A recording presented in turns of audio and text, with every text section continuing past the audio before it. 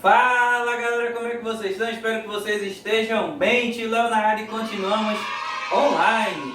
Meu povo, ainda estamos falando aí sobre cristianismo. Na verdade, estamos aí nesse especial, né? Sempre lembrando, estamos nos estendendo um pouco em cristianismo por ser a maior religião do Brasil, né? Aquela que tem mais adeptos, várias vertentes. Então a gente aí já está fazendo um especial de algumas aulas falando um pouco sobre o cristianismo. Então a gente fala um pouco da história do cristianismo, falamos um pouco aí da questão da Bíblia propriamente dita, né? Falamos aí de oração, né? Falamos aí de várias coisas já, enfim. Mas hoje a gente vai falar um pouco sobre o próprio Jesus. Olha só, agora o foco vai ser no próprio Jesus, que é basicamente o eixo central das temáticas bíblicas, principalmente do Novo Testamento. Então, lembrando, assim, apesar de lembrar que para os cristãos ele se insere, né, em toda a Bíblia, do Antigo ao Novo, né, mas a pessoa, né, em pessoa, aí a gente vê no Novo Testamento. E hoje, meu povo, a gente vai falar um pouquinho da forma com qual Jesus ensinava, né? E normalmente quando ele ensinava, ele utilizava muitas vezes as famosas parábolas. Já ouviu falar? Né? É sobre isso que a gente vai falar hoje.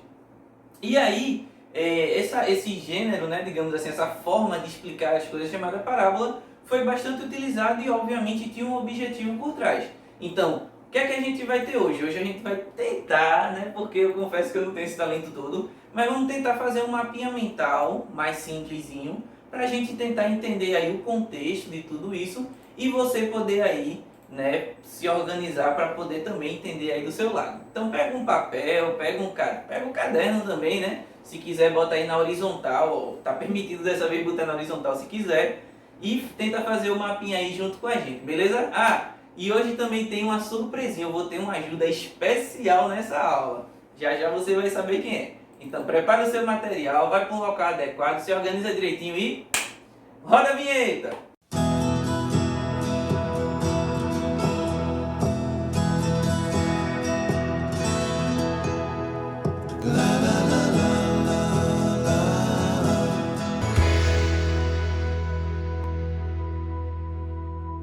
Bom, meu povo, como eu falei para vocês, hoje a gente vai falar aqui de parábolas. Olha a minha letra como tá bonita. Mentira! Pedi ajuda especial aqui, quase um anjo veio me ajudar para fazer uma letra bonita dessa. Mas brincadeiras à parte, meu povo, a gente vai começar hoje com o conceito do que é parábola. Mas eu disse para vocês que eu iria ter hoje uma ajudinha especial. Uma ajudinha especial de quem? Você vai saber agora. Essa ajuda especial é de uma pessoa que trabalha com esse tema nas suas aulas. Por quê? Porque é um gênero literário, ele fala disso nas suas aulas. E quem é que vai me ajudar? É o nosso querido professor de português, tio Nicéias. Só que eu vou precisar ligar para ele. Vamos ver se ele me atende para me ajudar nessa empreitada. Vamos ver aqui.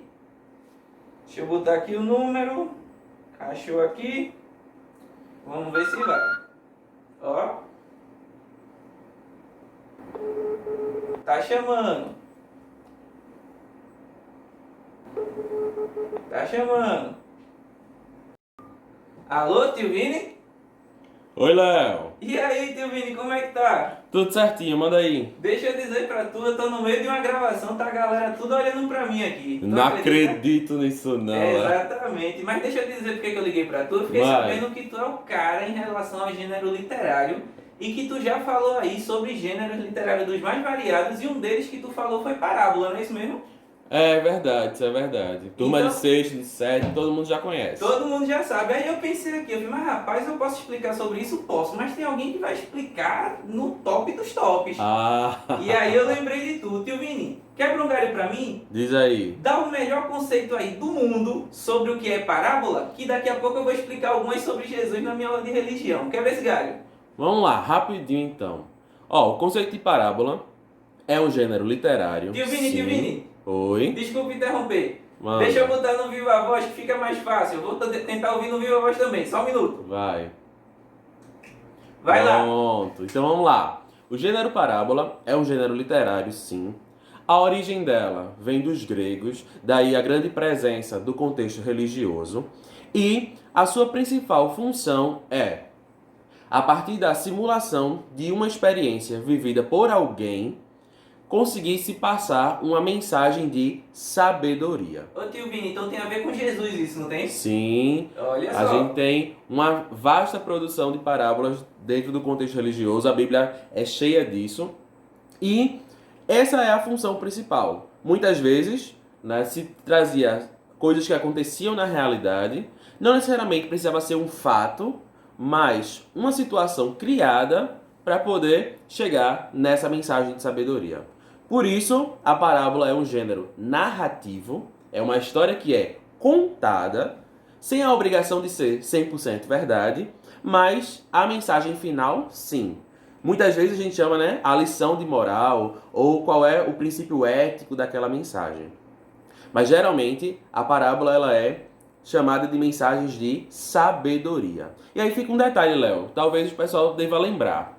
Precisa diferenciar parábola de fábula. Fábula é outro gênero textual muito comum, também traz lições de moral. Porém, na fábula, os personagens são animais. E na parábola, os personagens são seres humanos. Isso eu lembrava. Ok? Pronto, então aí, para resumir é isso. Parábola, um texto narrativo, simples, um texto curto, que tenha uma mensagem de sabedoria. Eu acho que fica bem resumidinho assim. Tio Vini, eu tava aguardando tudinho aqui e vou tentar jogar isso pra aqui, para o meu mapa mental, para os meninos anotarem também. Pessoal, Pronto. Tio Vini deu uma baita de uma força, então eu vou me despedir aqui de Tio Vini. Ok, espero ter ajudado aí na aula de vocês. Tio Vini, valeu muito Olá. por desligar aqui. Tchau, tchau. Tchau, tchau.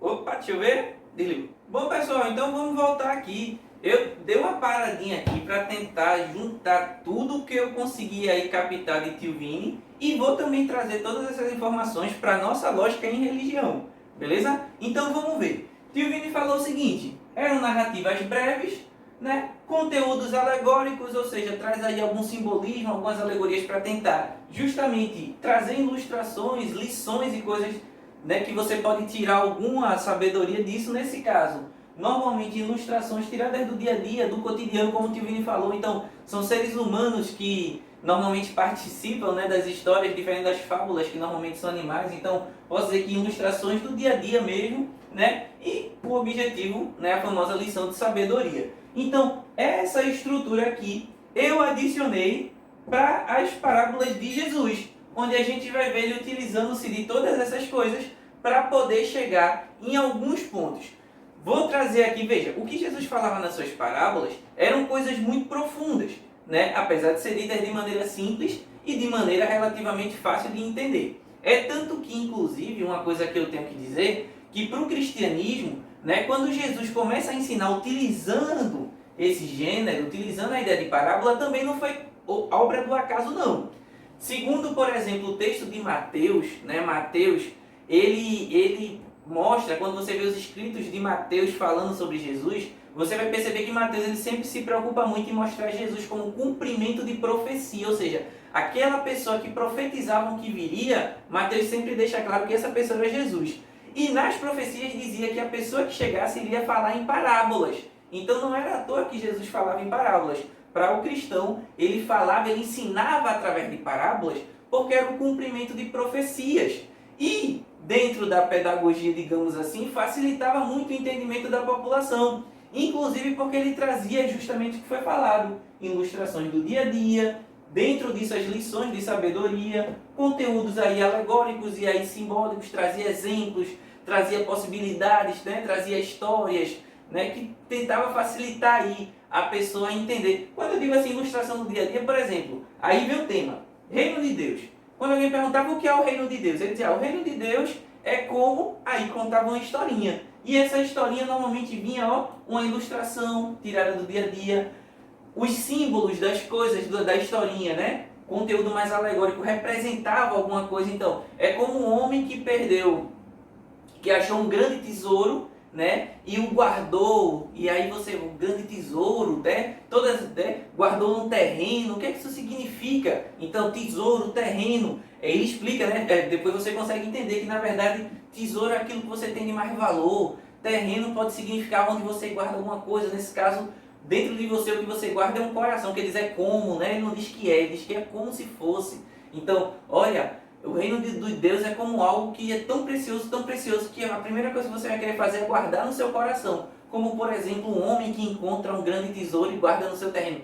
Algo desse tipo. Deu para entender a lógica? Então ele foi usando parábolas, essas histórias, para dar justamente lições de sabedoria, utilizando ilustrações. Por exemplo, o reino é como uma mulher que perdeu, né, uma moeda, mas que quando achou ficou muito alegre. Já pensou se você perde seu dinheiro, o desespero que dá, você tem que pagar uma conta, alguma coisa, de repente você perdeu o dinheiro de pagar essa conta, mas quando acha, você fica muito alegre, né? A pessoa fala, poxa, realmente, é uma alegria muito grande quando você encontra algo perdido. Aí ele vai, pronto, é como se fosse, e aí ele vai usando esses exemplos. Veja que são, como foi dito por Tio Vini, histórias bem breves. E normalmente as coisas têm a ver com o reino, com acontecimentos futuros e com a própria ideia de redenção, que é aquela questão do arrependimento e do perdão de pecados proposto, como a gente falou lá nos princípios, né? Abordou 4 dos principais princípios bíblicos no início desses especiais aqui sobre a Bíblia, e aí a gente vê que redenção está dentro desse plano. E aí a gente tem aqui, né, parábolas de Jesus, utilizando todo esse contexto aqui da ideia de parábola, e no caso de Jesus para transmitir ideias do reino, né, a ideia de redenção e também acontecimentos futuros. E para você hoje entender melhor, eu vou contar uma dessas historinhas de uma maneira mais resumida, mas vou contar para vocês uma dessas historinhas para ver se vocês gostam, beleza? Vamos lá! Essa historinha que eu vou contar é a história do filho pródigo. O filho pródigo é uma historinha bem conhecida que conta o seguinte: diz a historinha, né, que um filho, né, um pai, né, tinha a sua casa, seus terrenos, um pai relativamente com posses e bem de vida, tinha alguns filhos, né, na verdade a história fala de 2 filhos, e um desses filhos, o mais novo, ele chegou e disse assim, pai, eu quero a minha parte na herança. Eu não quero mais ficar por aqui, eu estou parafraseando, né, só para você entender a história melhor. Eu não quero mais ficar por aqui, eu quero a minha parte na herança e quero seguir a minha vida. Né? Provavelmente esse pai não deve ter gostado muito da ideia, mas o pai acabou concedendo. Esse comecinho já é interessante, porque veja, quando é que um filho normalmente recebe a herança do pai? Quando ele morre, né? Então quando o filho pede para o pai adiantar a herança, é porque esse filho parece que não está muito afim de ter mais nenhum tipo de contato com esse pai. Né? Como se para ele, esse pai tivesse morrido. O pai, eu quero minha herança, então para mim o senhor morreu. Né? Não tem mais o que dizer, eu quero minha herança, quero viver minha vida. Aí o pai fez, né? O pai não disse assim, não, a herança só sai quando eu morrer. Não.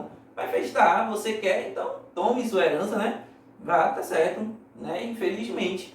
E aí esse filho pegou o seu dinheiro, né? Inclusive a parábola é muito conhecida como filho pródigo. E pródigo tem a ideia desse daí que vai, que desperdiça, que vai, né, se embora para gastar, algo do tipo. Aquele filho que foi-se embora para desperdiçar e gastar com tudo, estragado. Aquele filho estragado, digamos assim. E aí não teve outro, o pai provavelmente triste, né? Deu lá a sua parte da herança e o guri, o cara, né, foi-se embora, cheio de grana no bolso. E aí o que é que esse cara fez? Esse cara começou a torrar. Torrou com tudo que desce, com festa, com gandaia, com bagunça, com tudo, bebida, e foi curtir a vida e torrar o dinheiro que obviamente nem dele era, porque foi o pai que deu de herança.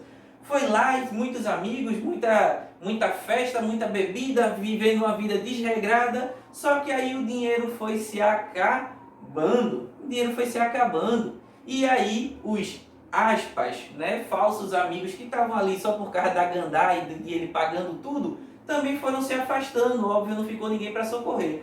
E num dado momento, ele percebeu que estava simplesmente pobre, esquecido, envergonhado e sem futuro nenhum, até porque não teria como ele, né, tipo assim, estraguei tudo e vou voltar, não. Ele ficou realmente, ele pediu, ele rompeu com a sua família, ele deixou a família de lado e foi viver a vida dele, e dessa forma que ele viveu, ele acabou se dando mal. E aí ele foi procurar um emprego, né, para tentar viver. Não, deixa eu tentar então agora trabalhar para tentar viver, né? O orgulho, inclusive, de não voltar assim, dizer, poxa, será que se eu voltar, talvez, né, peça perdão, eu realmente percebo que errei, mas não, vou tentar ir me virar. E aí foi tentar se virar, só que ele arrumou um emprego em que ele cuidava de porcos e animais e coisas do tipo. E lá ele era tão maltratado, que se brincar os animais comiam até melhor do que ele. Então ele tinha um emprego horrível, onde ele era muito maltratado e que se brincar os animais eram bem tratados como ele era tratado, digamos assim, pior do que animal, pior do que bicho. Então ele parou e pensou assim, num dado momento até diz, né, quando ele caiu em si, quando ele percebeu assim, meu Deus, que loucura foi que eu fiz. né, quando ele cai em si da situação, ele fala assim, poxa, lá no meu pai, os empregados são bem tratados, os empregados vivem bem, eu vivia bem, então eu acho que eu vou voltar. Vou deixar meu orgulho de lado, vou voltar, vou pedir perdão e vou ver se ele me aceita pelo menos como um empregado, depois que eu fiz toda essa vergonha a ele, né? Vou lá ver se ele que é um homem bom, vamos ver se ele tem a misericórdia de me perdoar, digamos assim. E aí ele volta para casa. Ao chegar em casa, né, o seu pai, que já estava provavelmente sempre ansioso por essa volta, à espera provavelmente sempre dessa volta, quando o pai dele lhe viu, o pai dele correu e lhe abraçou e lhe recebeu muito bem e tal. E ele, não pai, não, eu peço perdão, eu vim aqui pedir perdão e queria que o senhor aceitasse, me aceitasse pelo menos como um empregado seu. E ele, o pai, na mesma hora fez, não, não. Peguem aí a melhor roupa, peguem aí, matem aí um bezerro, vamos festejar, vamos comer, vamos comemorar, porque esse filho ele estava morto, esse filho ele sumiu das nossas vidas, ele foi-se embora, mas agora ele voltou. Eu não vou tratar como você como empregado, muito pelo contrário, eu lhe amo muito, você é meu filho, você está aqui, você está arrependido, você quer uma nova vida, e eu simplesmente quero esquecer isso tudo e lhe receber como pai. E aí, né, ainda tem a historinha do outro irmão que fica meio enciumado, digamos assim, né, mas pai, eu sempre aqui com você, você nunca fez uma festa dessa pra mim? Aí o pai até diz, né, não filho, mas você sempre esteve comigo. E esse seu irmão, esse meu filho, ele tinha deixado a nossa família, era ele como se ele tivesse morrido pra gente. Mas de repente ele voltou, então vamos comemorar, ele agora é uma nova pessoa, ele agora voltou pra nós, ele voltou a ser filho. E aí veja que história interessante. Quando Jesus conta uma história como essa história ela exatamente traz uma lição de moral, né? Ela traz uma lição de sabedoria. Qual é a lição de sabedoria? A lição de sabedoria entre outras coisas, porque dá para tirar muita coisa dessa história, mas eu queria pegar o único ponto que foi o primeiro ponto, né, das bases, dos princípios do cristianismo que a gente viu, que provavelmente é o maior deles, ou um dos maiores deles, que é justamente o amor. O amor. O amor desse pai, ele foi... Aí é onde entra a representação, né? O amor desse pai, ele representou o amor de Deus, né? Para o cristão, né? Para o cristianismo, todos pecaram, todos são como esse filho pródigo que se afastou do pai, que viveu a vida largada, desregrada, estragada, longe de tudo e de todos, né? E longe do pai principalmente.